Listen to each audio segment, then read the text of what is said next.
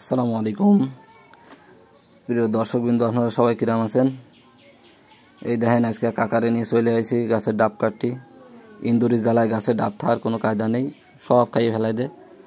একা খান দিতে 15-20টা করে ডাব আসে, কিন্তু একটাও থাকে না, সব ইন্দুরি কাঠ বিড়ালিতে কেটে কেটে দেয়।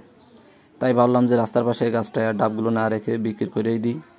তাই কাকা এসে কিন্তু তার কাছে আজকে দিয়ে দিচ্ছি। ওই যে কাকা উপরে আছে, খান্দি দিয়ে দড়ি বাঁধতেছে। তাই ভিডিওটা দেখলে আপনারা দেখতে পাবেন যে গাছেতে কীভাবে নারকেল নামানো হয় খান্দি সহ ডাব কাটার পরে। এই দেখেন কাকা আস্তে আস্তে দড়ি বেঁধে ছাড়িয়ে দিয়েছে, আর আমি নিচে দড়ি ধরে আস্তে আস্তে করে ঢিল দিচ্ছি। কাকাও আস্তে আস্তে করে ধরে ঢিল দিচ্ছে, আর এই যে খাইন আস্তে আস্তে আস্তে আস্তে আস্তে নিচে।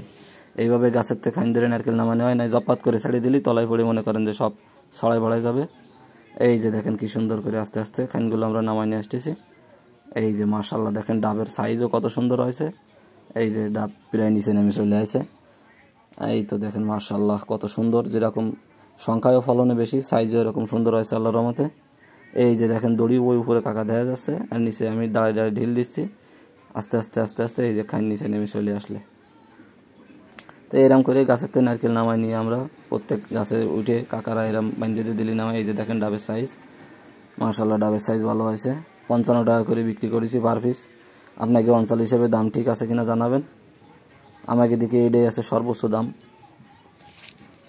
তো দেখেন এই দেখেন মাশাআল্লাহ কত সুন্দর হয়েছে ডাব। সবাই দোয়া করবেন। আসসালামু আলাইকুম।